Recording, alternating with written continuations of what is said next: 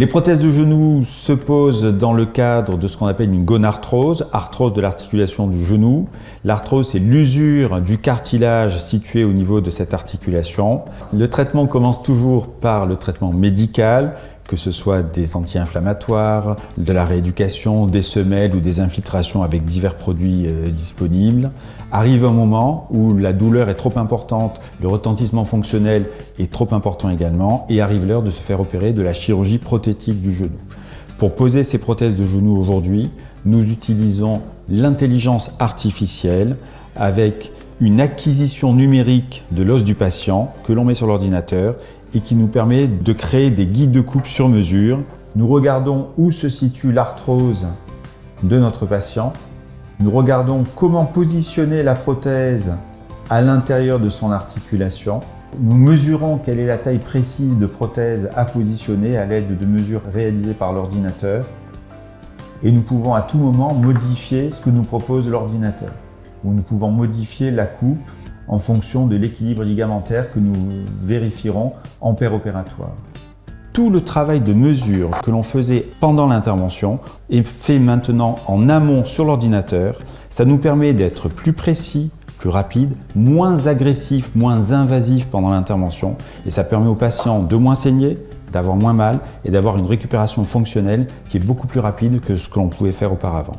Mais également actuellement d'utiliser la réalité augmentée avec des petits capteurs qui viennent se fixer sur ces guides de coupe et des lunettes qui renseignent le chirurgien en direct sur le positionnement de ces guides de coupe. Le guide de coupe, lui, une fois qu'on l'a fabriqué, il ne peut pas se tromper. En revanche, nous, en le positionnant, on peut commettre une petite erreur d'1 degré. L'avantage de ces guides de coupe sur mesure que nous faisons et de ces capteurs, c'est que dans les lunettes, nous allons vérifier que notre guide de coupe sur mesure est bien positionné comme nous l'avons défini sur l'ordinateur et que l'on ne fait pas une erreur de positionnement pendant l'intervention.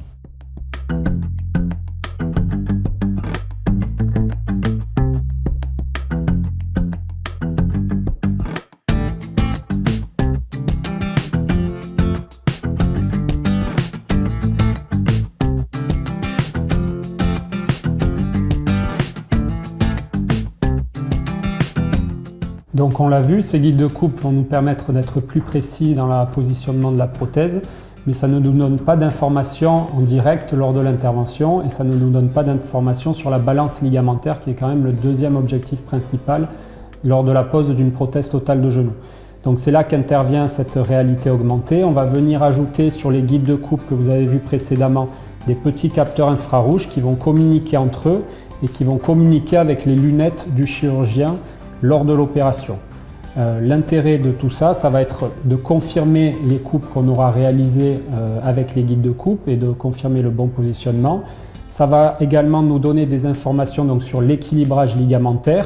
Ça va se retransmettre par des courbes qu'on verra dans le verre de la lunette au moment d'opérer. Et tout ça, on va l'avoir en direct et dans le champ de vision, ce qui avant était réalisé en quittant le champ des yeux et en regardant un écran ou un moniteur. Donc maintenant, on peut opérer tout en continuant de regarder l'incision et le patient.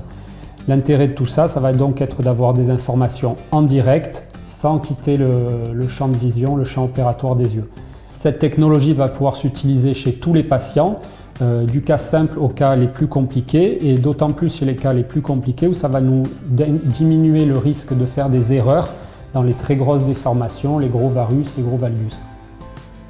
La particularité de cette technique est que le chirurgien a toujours la main sur l'intervention, il contrôle tous ses gestes dans son verre de lunettes et ce n'est pas un robot qui applique la prévision faite en préopératoire.